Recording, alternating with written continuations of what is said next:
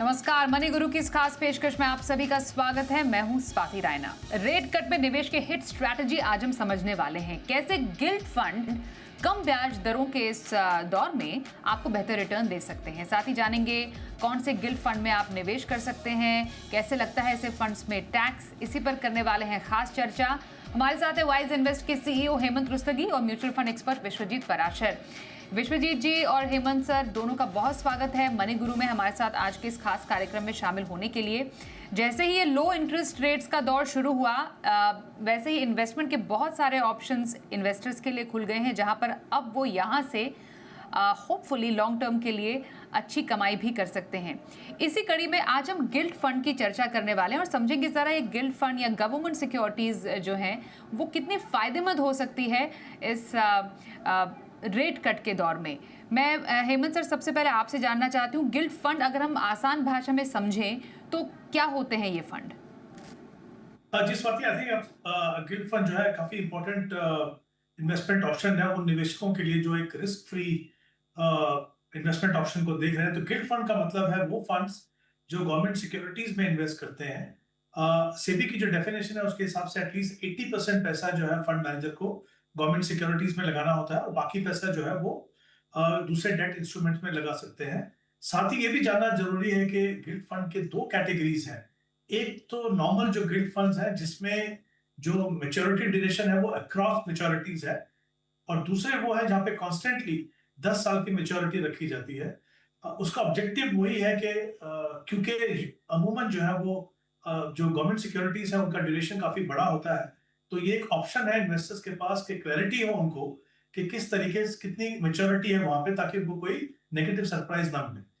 तो जैसा हम देख सकते हैं, क्योंकि ये फंड्स गवर्नमेंट सिक्योरिटीज में इन्वेस्ट करते हैं तो बिल्कुल भी क्रेडिट रिस्क यहाँ पे नहीं है, क्योंकि सरकारी सिक्योरिटीज में पैसा लगाया है। लेकिन ये जो फंड्स हैं वो काफी सेंसिटिव होते हैं प्राइस मूवमेंट से।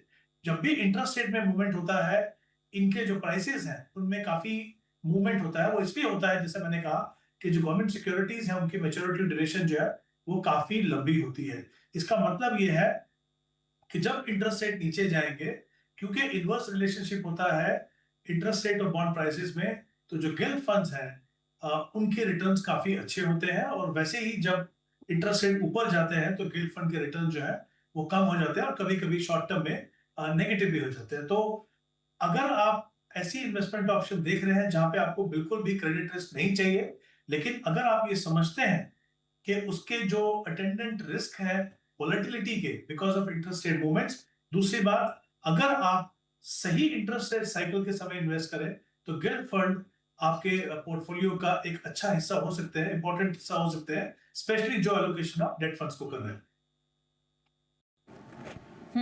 बिल्कुल। और जैसा हमने मई के म्यूचुअल फंड के आंकड़ों में भी देखा कि इसके पहले वाले अप्रैल के महीने के मुकाबले मई में डेट फंड में काफ़ी ज़्यादा पैसे निकले हैं। लेकिन अगर हम इसको बारीकी से जब हमने समझने की कोशिश की कि ऐसा क्यों हुआ है, क्योंकि हमने अप्रैल में देखा था कि लिक्विड फंड में बहुत सारे पैसे आए थे। अब जब हमने मई के आंकड़े देखे तो एक सरप्राइजिंग फैक्टर गिल्ड फंड के रूप में देखा गया कि 2025 में पहली बार गिल्ड फंड में लगभग 1386 करोड़ रुपए का निवेश हुआ है।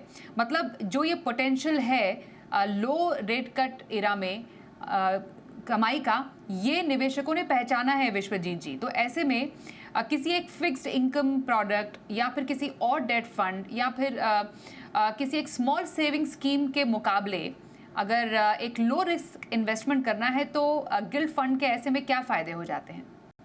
बिल्कुल स्वाति, जैसा हेमंत जी ने बताया भी कि गिल्ड फंड सबसे सेफ है, ये गवर्नमेंट सिक्योरिटी है, इससे ज्यादा सेफ नहीं है। अगर हम बैंक एफडी से भी कंपेयर करें तो वहां पे करीब करीब 5 लाख रुपए तक की इंश्योरेंस है। लेकिन यहाँ पे आरबीआई की सिक्योरिटी है, आप जितना भी पैसा लगाते हैं वो पूरा सेफ है, प्रिंसिपल आपका पूरा सेफ है।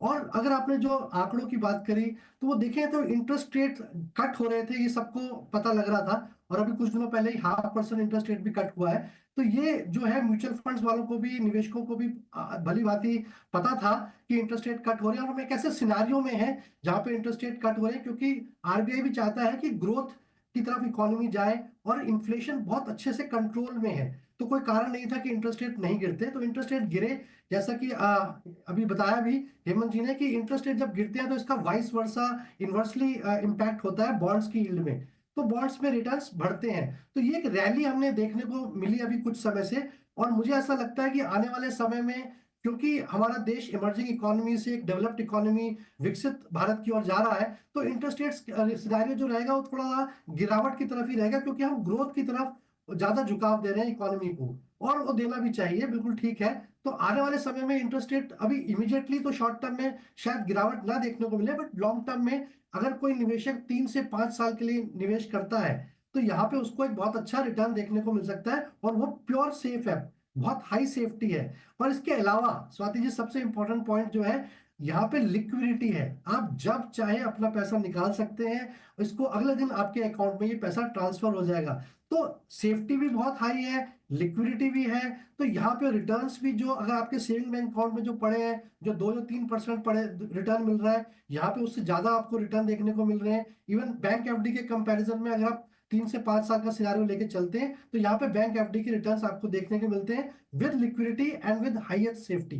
तो मेरे हिसाब से जो निवेशक बहुत कंजर्वेटिव है, बिल्कुल रिस्क नहीं लेना चाहते, उनके लिए बहुत अच्छा विकल्प है। और ऐसा हम नॉर्मली कहते भी हैं कि एसेट एलोकेशन स्ट्रेटेजी के वाइज से जो प्रोपोर्शन आपका डेट में होना चाहिए, उसमें गिल्ट फंड बहुत अच्छे से निकल के आता है। यहाँ पे आप निवेश कर सकते हैं, और अपना जो पैसा है उसको जब चाहे निकाल भी सकते हैं। तो ये सारे फायदे जो है गिल्ट फंड देता है, और जो आपने रिटर्न्स देखने को मिले वो काफी अच्छे थे। हालांकि मैं ये नहीं कहूंगा कि ऐसी रैली कंटिन्यू रहेगी, बट आपको बैंक एफडी के मुकाबले अच्छे रिटर्न्स देखने को मिल सकते हैं, और लिक्विडिटी जो है वो भी यहाँ पे देखने को मिलेगी। बिल्कुल, तो बैंक एफडी के मुकाबले तो कम से कम गिल्ड फंड में फ़ायदे ही फ़ायदे हैं। आपको गवर्नमेंट सिक्योरिटी भी मिलती है। तो ये कुछ इम्पॉर्टेंट जो आपके लिए फ़ायदे हैं गिल्ड फंड के, 3 से 5 साल तक के निवेश के विकल्प के तौर पर ये काफ़ी ज़्यादा ओपन हो जाते हैं। पर टैक्सेशन, इसका क्या हाल है हेमंत जी? गिल्ड फंड पर टैक्स कैसे लगता है? देखिए स्वाति, गिल्ड फंड में वही टैक्स है जो डेट स्कीम में लगता है। यानी जो भी आप इसमें कोई लॉन्ग टर्म कैपिटल गेन नहीं है, इसको आप शॉर्ट टर्म कैपिटल गेन मान के चलिए। कितना भी समय अगर अपना पैसा रखेंगे गिल्ड फंड के अंदर, तो आपको ये ध्यान रखना है कि जिस साल में भी, क्योंकि टैक्सेशन जो है वो तभी होगा जब आप पैसा निकालेंगे। जब तक आप एक फर्क है, देखिए ये इंपॉर्टेंट चीज है, क्योंकि हम एफडी की बात कर रहे हैं। तो एफडी में क्या होता है कि जो भी आपको इंटरेस्ट रेट एक्यूमुलेट होता है, वो आपको हर साल अपनी इनकम में ऐड करके उसके ऊपर टैक्स पे करना पड़ता है। जबकि गिल्ड फंड की अगर हम बात करें, तो टैक्सेशन का इंसिडेंस तभी आएगा जब अपना पैसा निकालेंगे। मान लीजिए आपने आज अगर कुछ पैसा लगाया, 3 साल के बाद आपने पैसा निकाला, तो वो जो भी कैपिटल गेन होगा उस साल के अंदर वो आपकी इनकम में ऐड होगा, और जो भी आपका एप्लीकेबल टैक्स रेट होगा उसके ऊपर आपको टैक्स देना पड़ेगा। तो जो जो टैक्स इंसिडेंस डेट फंड में है, वही यहाँ पे गिल्ड फंड में आएगा। एक ही चीज और मैं कहना चाहूंगा स्वाति, यहाँ पे हम जो बात कर रहे थे इन्वेस्टमेंट के बारे में, क्विकली एक पॉइंट ऐड करना चाहता हूँ कि देखिए आरबीआई ने हार्ड देन एक्सपेक्टेड हमें रेट कट दिया है, लेकिन हम ये ध्यान रखें कि आरबीआई ने ये भी क्लियर किया कि उनके पास बहुत ज्यादा लीवे अभी नहीं है रेट कट का। तो शायद अगला रेट कट अगर हुआ भी तो दिसंबर में होगा। तो मेरे हिसाब से एक सिग्निफिकेंट पार्ट रैली का ऑलरेडी प्ले आउट हो चुका है। अगर किसी निवेशक को गिल्ड फंड में पैसा डालना भी है, तो ध्यान रखिए कि बहुत ज्यादा लंबे ड्यूरेशन के जो गिल्ड फंड है उनमें ना डाले। मैंने जैसे कहा था, 2 कैटेगरी के फंड्स हैं यहाँ पे। एक गिल्ड फंड जहाँ पे मेच्योरिटी जो है वेरी करती है डिपेंडिंग ऑन फंड मैनेजर किस तरीके से पोर्टफोलियो बनाते हैं, और दूसरा सेट वो है जहाँ पे 10 साल की कांस्टेंट मेच्योरिटी रहती है। तो कोशिश कीजिए कि जो मीडियम टर्म वाले जो फंड्स हैं उन्हीं के अंदर आप पैसा लगाएं, क्योंकि मेरे हिसाब से रेट कट इसके बाद मिलना थोड़ा लंबा समय आपको इंतजार करना पड़ेगा। ओके, और वेरी क्विकली हेमंत जी, साथ ही में आपके कुछ पसंदीदा गिल्ड फंड्स? कुछ फंड्स बता रहा हूँ जहाँ पे अगेन मेच्योरिटी ड्यूरेशन अलग है। Bandhan government securities fund, HDFC gilt fund, ICICI pru gilt fund, Motilal Oswal 5 year G sec fund of fund, और इन्वेस्को इंडिया गिल्ड फंड। ये 5 फंड्स हैं। इनमें मिक्स है, कुछ फंड्स ऐसे हैं जहाँ पे मेच्योरिटी बहुत ज्यादा लंबी नहीं है, कुछ में जैसे मैंने कहा कि medium term maturity. Okay, and Vishwajeet ji, आपके फंड्स संक्षिप्त में? ज्यादातर इनमें रिटर्न्स में बहुत ज्यादा डिफरेंस तो नहीं है। जो हेमंत जी ने फंड बताए वो काफी अच्छे हैं, बट अगर 2 फंड ऐड करना चाहूंगा तो एसबीआई मैग्नम गिल्ड फंड और डीएसपी गिल्ड फंड, तो ये 2 फंड्स और ऐड कर सकते हैं। बट मेरे ख्याल में बहुत ज्यादा गिल्ड फंड्स में तो आप निवेश करेंगे नहीं। तो जो भी आपको इनमें से एक दो फंड आपको पसंदीदा हो उसमें निवेश किया जा सकता है। बिल्कुल। तो आइए इसी के साथ पहले कॉलर से भी बात कर लेते हैं। नयन बगरेचा इस वक्त हमारे साथ हैं। स्वागत करते हैं आपका हमारे शो में कॉल करने के लिए। आप अपने पोर्टफोलियो के बारे में कुछ जानकारी हमारे एक्सपर्ट से लेना चाह रहे थे। थोड़ा सा अगर मैं आपसे डिटेल लूं और नयन कि आपका लक्ष्य क्या है इस निवेश को करने का? मेरा 10 इयर्स का होराइजन है। हेलो, ठीक है, 10 बिल्कुल इयर्स बिल्कुल का बोलते रहिए। क्या बोल रहे हैं? आप टीवी बंद करके फोन पे बात कीजिए, जल्दी से सवाल पूछिए एक्सपर्ट। हाँ, 10 इयर्स का होराइजन है। अभी मेरा 25,000 का SIP चालू है। करंटली अभी 25 लाख का कॉर्पस है and I want to achieve around 1 crore in 10 years. तो व्हाट क्या ये क्या रिटायरमेंट पर्पस है? हाँ जी, रिटायरमेंट है। तो क्या चेंजेस करने के लिए मैं हेमंत क्या जी है? आपसे जानना चाहती हूँ। बिल्कुल बिल्कुल हमने आपका पोर्टफोलियो दे भी दिया है हेमंत जी को, हमारे जो एक्सपर्ट हैं आज के। काफ़ी फंड्स हैं इनके पोर्टफोलियो में। हेमंत जी 11 फंड में 25,000 के SIP है, 10 साल में 1.5 करोड़। कह रहे हैं कि रिटायरमेंट के लिए इन्हें पैसा चाहिए। सर पोर्टफोलियो कैसा लग रहा है?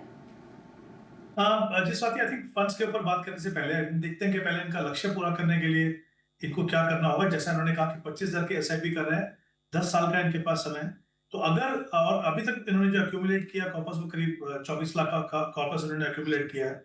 अगर हम दोनों चीज को कंसिडर करें, 12% का रिटर्न मान के चले, तो करीब करीब 1 करोड़ 31 लाख का कॉर्पस बनेगा। तो जाहिर सी बात है कि वहां पे गैप है। जितना इनको एक्यूमुलेट करना है, जितना वो कर पाएंगे, उसको पूरा करने के लिए उनको अपनी SIP को 7,000 से बढ़ाना होगा, यानी 25,000 से 32,000 करना होगा। ये तो पहला एरिया है जहां पे इनको फोकस करने की जरूरत है। फंड्स जैसा आपने बिल्कुल सही कहा, 11 फंड्स है 25,000 के लिए। मुझे लगता है बहुत ज्यादा फंड है, और ज्यादा ही नहीं है इनफैक्ट। अगर हम इसको और थोड़ा एनालिसिस करें तो देखिए दो चीज निकल के आती है यहाँ पे। एक जो फंड है उनका ABSL प्योर वैल्यू फंड, उसमें 13,000 की इन्वेस्टमेंट है इनकी। तो ऑलमोस्ट 52% पैसा एक फंड में है। और फिर 9 फंड ऐसे हैं जहां पे 1,000 या उससे कम की करीब करीब इन्वेस्टमेंट है। तो उनमें से 2 फंड है जहां 1,500 की इन्वेस्टमेंट है। तो बहुत ज्यादा फंड है, इसको कंसोलिडेट करने की जरूरत है। मुझे लगता है कि अगर ये 5 फंड भी रखें तो उनके लिए बिल्कुल सही होगा। एग्जिस्टिंग जो फंड्स है उसमें से जैसा ABSL वैल्यू फंड है उसको आप कंटिन्यू कर सकते हैं, लेकिन इन्वेस्टमेंट अमाउंट अपना घटाइए, उसको 5,000 कीजिए। मोतीलाल ओसवाल मिड कैप में अपना बढ़ा के आप 5,000 कर दीजिए। और एक्सेस ग्रोथ अपॉर्चुनिटी है जिसका अभी नाम जो है वो Axis large and mid cap fund है, उसमें आप 5,000 इन्वेस्ट कीजिए।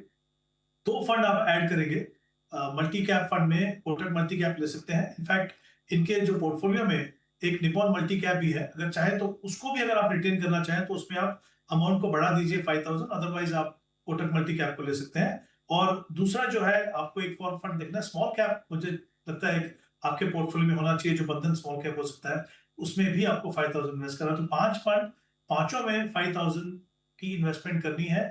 जो भी आपको एक्सपोजर डिफरेंट सेगमेंट में चाहिए, जिस प्रोपोर्शन में चाहिए, इस मिक्स से आपको मिलेगा। और जैसे मैंने कहा, आपको अपनी SIP अमाउंट को 7,000 से बढ़ाना होगा। ओके नयन, आपने सुन लिया होगा क्या बदलाव आपको पोर्टफोलियो में करने हैं। बहुत बहुत शुभकामनाएं आपको आपके इस निवेश जर्नी के लिए। एक ब्रेक का वक्त भी हो गया है। ब्रेक के बाद हमारे एक्सपर्ट से बातचीत जारी रखेंगे और बात करेंगे कुछ दर्शकों से भी। बने रहिए हमारे साथ।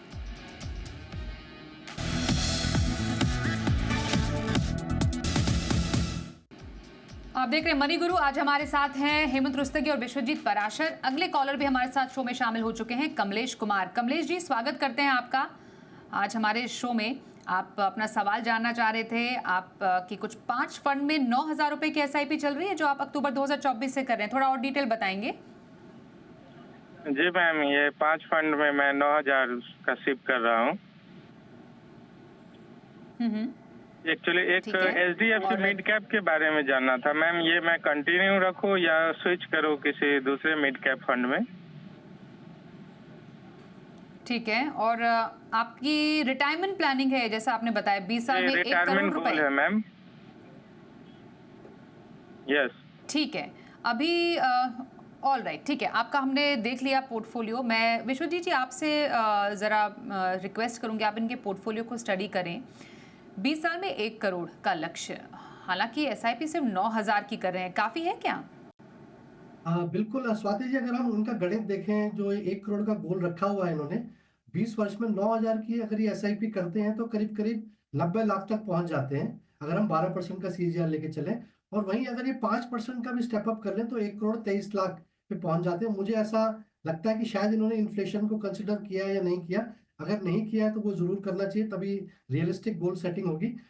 मेरे ख्याल में जो 1 करोड़ का लक्ष्य है ये तो अचीव हो जाएगा अगर हम 5% का भी स्टेप अप करते हैं यहाँ से। दूसरा जो इनका पोर्टफोलियो है स्वाति जी, वो बहुत अच्छा पोर्टफोलियो इन्होंने क्रिएट किया हुआ है। सारे ही टॉप क्वार्टाइल फंड्स हैं। अगर मैं फंड देखूं, आईसीआईसीआई प्रूडेंशियल का ब्लू चिप है, एचडीएफसी का मिड कैप अपॉर्चुनिटीज है, निप्पॉन का स्मॉल कैप है, तो तीनों ही अपनी अपनी कैटेगरी में अच्छे परफॉर्मिंग फंड्स हैं। पराग पारिक का फ्लेक्सी कैप फंड भी है और एक कोटक का मल्टी कैप फंड है। तो फंड्स काफी अच्छे हैं। थोड़ा सा अगर बदलाव करना भी चाहते हैं तो मेरे हिसाब से कोटक मल्टी कैप से स्विच कर सकते हैं, क्योंकि large cap, mid cap, small cap already portfolio में है। यहाँ से एक डिफरेंट इन्वेस्टमेंट स्टाइल का फंड ले सकते हैं, जिसमें कि Kotak India EQ Contra fund या फिर आईसीआईसीआई प्रूडेंशियल का वैल्यू डिस्कवरी फंड। तो एक डिफरेंट इन्वेस्टमेंट स्टाइल इनके पोर्टफोलियो में ऐड हो जाएगा।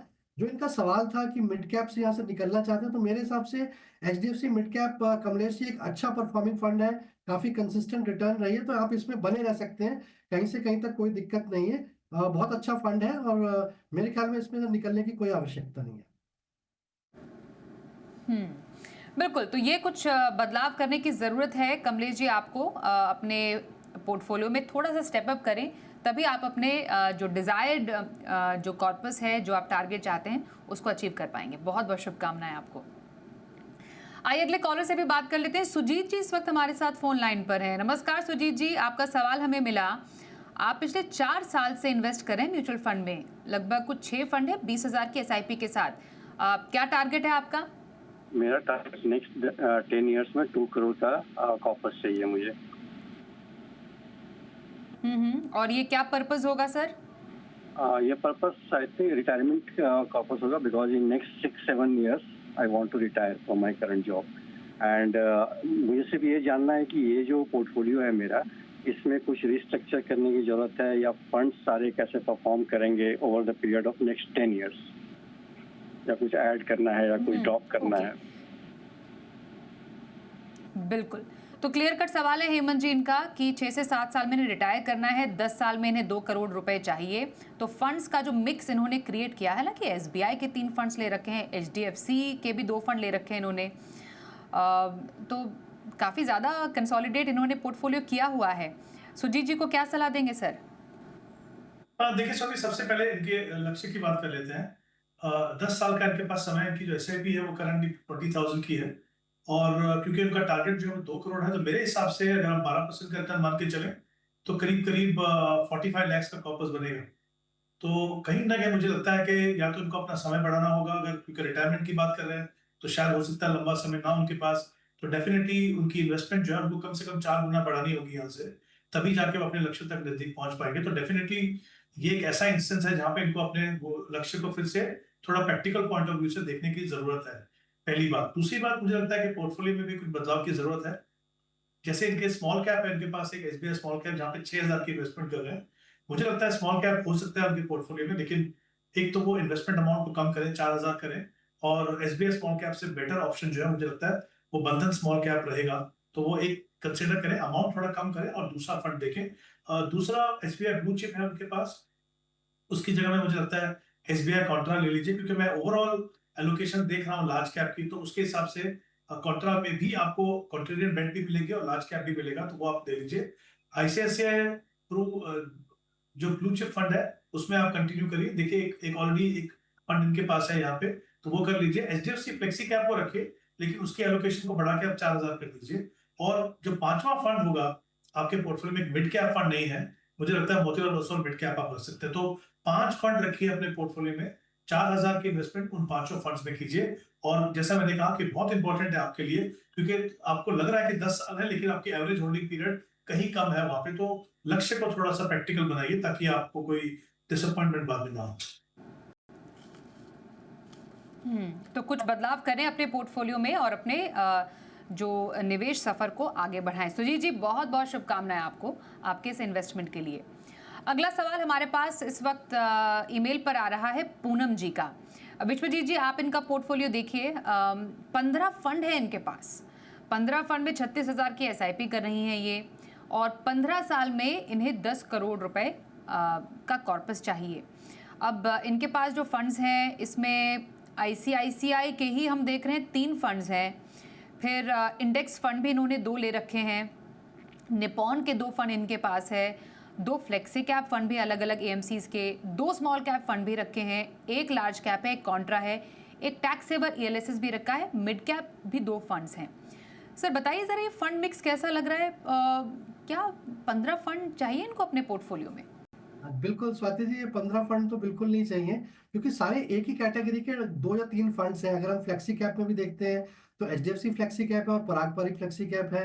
ऐसे मिड कैप में करीब करीब 3 फंड्स हैं। तो मेरे हिसाब से कुछ फंड्स कम किए जा सकते हैं, पोर्टफोलियो को थोड़ा कंसोलिडेट कर सकते हैं। यहाँ पे इनको आसान होगा अपने पोर्टफोलियो को ट्रैक करना भी। और ये एक बहुत कॉमन मिस्टेक है जो मुझे ऐसा लगता है जो नॉर्मली निवेशक करते हैं, कि जो भी नया फंड आया, जो अच्छा फंड लगा, उसको अपने पोर्टफोलियो में ऐड किया। अभी हेमंत जी कह रहे थे कि 5-6 फंड्स पर्याप्त होते हैं अपने पोर्टफोलियो में। तो मेरे हिसाब से वो स्ट्रैटेजी बेस्ट रहती है, जहाँ पे आप ट्रैक भी कर सकते हो और आपको अच्छे रिटर्न्स भी देखने को मिल सकते हैं। और ओवर डाइवर्सिफिकेशन भी कभी कभी रिटर्न्स को थोड़ा गिरा सकता है।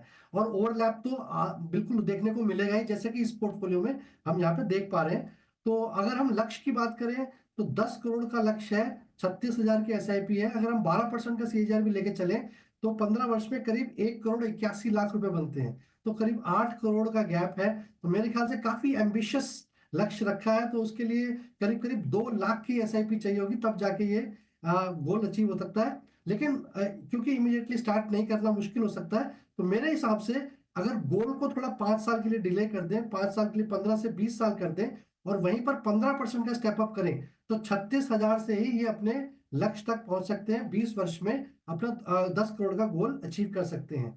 और जो पोर्टफोलियो का सवाल है, तो मेरे ख्याल में जो ओवरलैप है उससे थोड़ा सा हम कंसोलिडेट कर सकते हैं। यहाँ पे HDFC फ्लेक्सी कैप से निकलकर पराग पारिक फ्लेक्सी कैप ऑलरेडी है, उसी में ही अपनी इन्वेस्टमेंट्स को, SIP को इंक्रीज कर सकते हैं। निपॉन इंडिया लार्ज कैप और ICICI प्रूडेंशियल ब्लू चिप और 2 इंडेक्स फंड हैं, तो 4 लार्ज कैप फंड हो गए करीब करीब। तो मेरे ख्याल से एक एक्टिव फंड ले लेते हैं, जिसमें कि ICICI प्रूडेंशियल का ब्लू चिप फंड और एक इंडेक्स फंड, कोई सा भी इंडेक्स फंड ले सकते हैं, क्योंकि वो दोनों एक जैसे ही परफॉर्म कर रहे हैं। और वहीं पर 3 मिड कैप फंड है, तो मेरे हिसाब से कोटक इमर्जिंग इक्विटी फंड से निकल सकते हैं और उसको HDFC मिड कैप अपॉर्चुनिटीज में या फिर मोतीलाल ओसवाल मिड कैप में इंक्रीज कर सकते हैं। 2 मिड कैप में इसलिए कंटिन्यू कर रहा हूँ क्योंकि उसमें ज्यादा ओवरलैप नहीं है, तो डिफरेंट स्टाइल है, तो उसमें थोड़ा सा कंटिन्यू किया जा सकता है। वहीं पर इनके पास एक ICICI का मल्टी एसेट फंड है, तो अगर asset allocation point of view से लिया तो ठीक है। लेकिन अगर क्योंकि एम्बिशियस गोल है और 15 वर्ष का समय है, तो मुझे लगता नहीं है कि हाइब्रिड फंड की आवश्यकता है। तो उसकी जगह प्योर इक्विटी फंड ही ठीक रहेगा और जो एग्जिस्टिंग फंड्स हैं उसी में अपना पोर्टफोलियो बढ़ा सकते हैं। तो मोतीलाल ओसवाल मिड कैप में ये अपना एक्सपोजर थोड़ा इंक्रीज कर सकते हैं। तो ये 3-4 बदलाव इनको करने होंगे, तब थोड़ा सा कंसोलिडेट भी हो जाएगा पोर्टफोलियो। और ये जो गोल जो इतना एम्बिशियस रखा है उसके लिए अपनी SIP बढ़ाएं या थोड़ा फिर अपने गोल को थोड़ा सा एक्सटेंड करें 5 साल के लिए, तो इजीली अचीव कर पाएंगे। बहुत बहुत शुभकामनाएं। जी, तो ये रही पूनम जी को सलाह। आपको ऑल द वेरी बेस्ट, और धन्यवाद भी करेंगे दोनों एक्सपर्ट्स का हमारे साथ इस शो में शामिल होने के लिए। हेमंत जी और Vishwajeet ji, thank you so much Money Guru में हमारा साथ देने के लिए। आज इस शो में बस इतना ही, रुकते हैं एक ब्रेक के लिए। देखते रहिए जी बिजनेस।